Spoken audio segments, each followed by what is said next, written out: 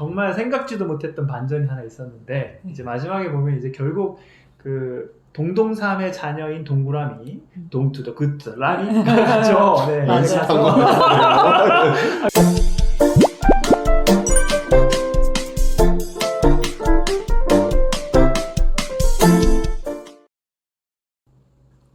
안녕하세요. 시네카 TV입니다.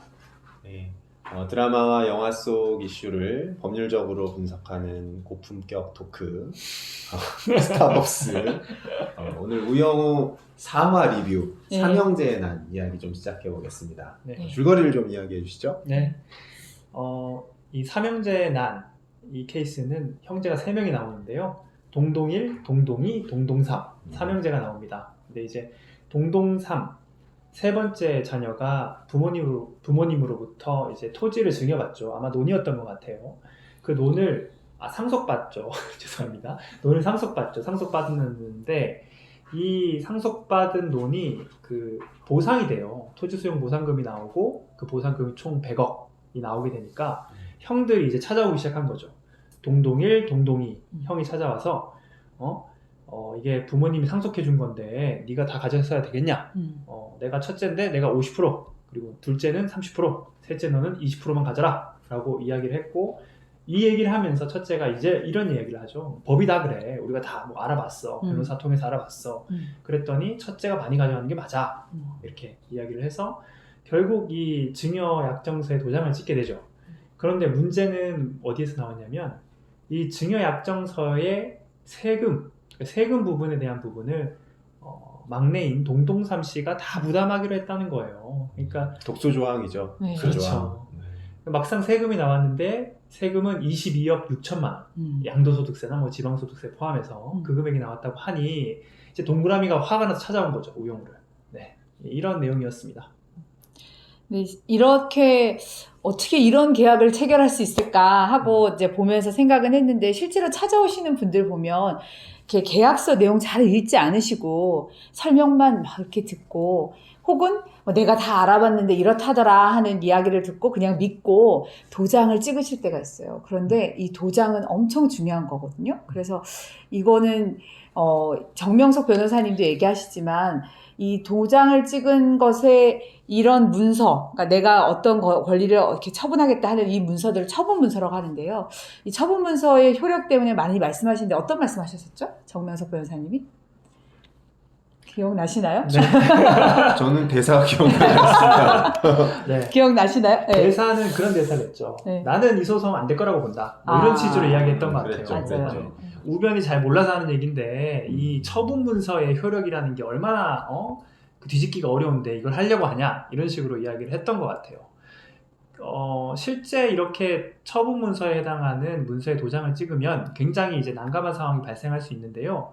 증여계약 같은 경우에도 비슷하죠. 그 서면에 도장을 찍은 증여계약과 그렇지 않은 증여계약은 아마 차이가 있는 걸로 알고 있는데요. 어떤 차이가 있었죠? 그러니까 그냥 말로만, 만약 동동삼 씨가 그래 형 50억 가져, 30억 가져, 내가 20억 가지고 세금 내가 할게, 이렇게 말만 했다면 사실은 취소를 할 수 있어요. 그런데 서면에 의해서 증여를 한 것은 특별한 사정이 없으면 사실 취소가 안 되죠. 여기서도 그것 때문에 싸웠던 거고요. 네. 그만큼 이 처분 문서라고 하는 문서에 도장을 찍는 행위가 굉장히 중요하다는 걸 알 수 있는데요. 이렇게 처분 문서의 준명력이라고 하는 것이 굉장히 뒤집기 어렵고, 현실에서도 매우 힘든 것도 사실이지만 여러분들이 잘 모르는 경우도 있을 것 같아서 저희가 다시 이렇게 한번 언급해 드립니다. 그건 이제 사건에서는 이 형들이 이런 건 다 법에 있는 거다 이렇게 속여요. 근데 거기서 이제 속이는 것을 이제 우영우 변호사가 기망이라고 표현하는데, 법률 용어로 기망이라고 하거든요. 이 속인 것을 가지고 이제 취소를 하려고 해요. 근데 이걸 속였다는 점에 대해서 증거가 있어요? 녹음하신 게 있으세요? 뭐 다른 게 있으세요? 하는데 없어서 그걸 막 고심하다가 그때 이장님이었나요? 이장님이 그때 왔다 가셨는데 그 이장님이 들으셨을 거야. 그 이장님 성격상 분명히 들으셨을 거야. 이렇게 얘기를 해서 이장님을 찾아가서 저희가 증인을 확보를 하죠. 근데 그게 잘 안 됐죠. 안 됐죠. 예, 이장님이 말을 바꿨는데 실제로 증인들이 말을 바꾸는 경우가 많이 있나요? 그렇죠. 이게 이제 그래서 사실 처분 문서가 중요한 건데, 진실만을 생각하면 이 극에서도 그랬지만 진실만을 그대로 대입하면 우영우 변호사 말이 맞는 거예요. 이거는 기망에 의한 취소, 사기 취소가 가능한 사건인 건데 그런데 증거로 남은 건 문서만 남아있는 거죠. 지금 도장 찍은 문서만.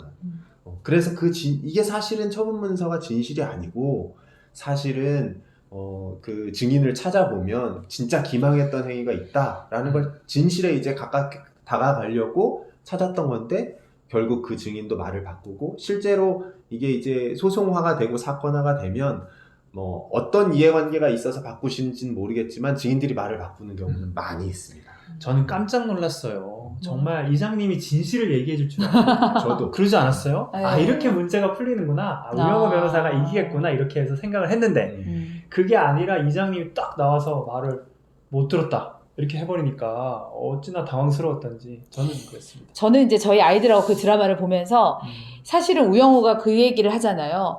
왜 이런 얘기 하는 거 혹시 녹음된 건 없냐, 뭐 유리한 증거는 없냐, 이렇게 얘기를 해놓고는 자기 자신은 스스로는 그 이장님을 방문하러 갔을 때 이장님 말을 왜 녹음을 안 해놨지? 이 생각을 했어요. 당연한, 맞아. 저는 가면서 당연히 녹음기 틀고 이장님 얘기할 때, 그거 봤다. 그때, 그 상속부 이런 걸 막 운운하고 형들이 거짓말 하는데 넌 왜 속았냐? 이런 얘기 하는 걸 다 녹음했다가 혹시나 말을 바꾸면 이제 들이밀었어야 되는데, 그렇지.